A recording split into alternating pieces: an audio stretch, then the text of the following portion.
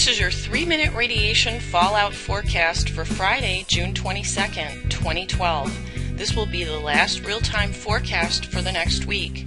In Canada, radar from the Weather Office at Environment Canada shows very little rainfall across the southern provinces.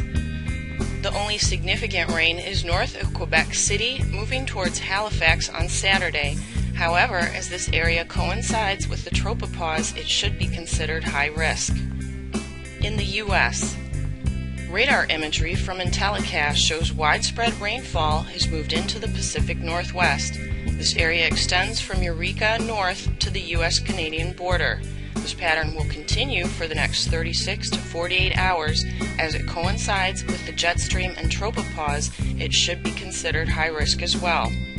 Light scattered rain in northern New England does not appear to have precipitating fallout factors, nor does the current rain occurring across Florida. However, a strong tropical component exists in the Gulf, which may grow stronger over the weekend, and rainout from core exit may be a concern. In Europe, the Met Office has issued an amber warning for severe weather in the UK. This affects the regions of northwest England, East Midlands, Yorkshire, North Ireland, southwest Scotland, Strathclyde, Tayside and Fife, and Wales. Stay tuned to local weather throughout the weekend and avoid all precipitation with these storms. The rest of Europe is also expecting rain, especially in the countries of Belarus, Lithuania, Slovakia, and the Ukraine. The greatest risk of fallout would be for Belarus and Lithuania from this system.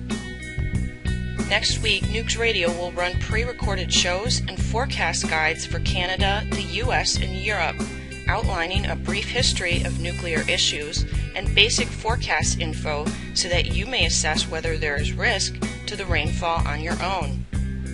For example, did you know that Canadians are supposed to be protected by an organization called the International Association of Emergency Managers?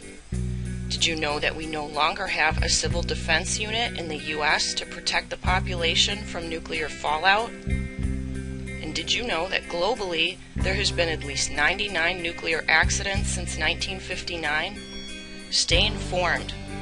If you're not sure about the status of the precipitation in your area, avoid it as a precaution. This is the reality of humans trying to coexist with nuclear power. This message has been brought to you by Radchick and the Orion Talk Radio Network. We care about you because your government doesn't. Stay safe.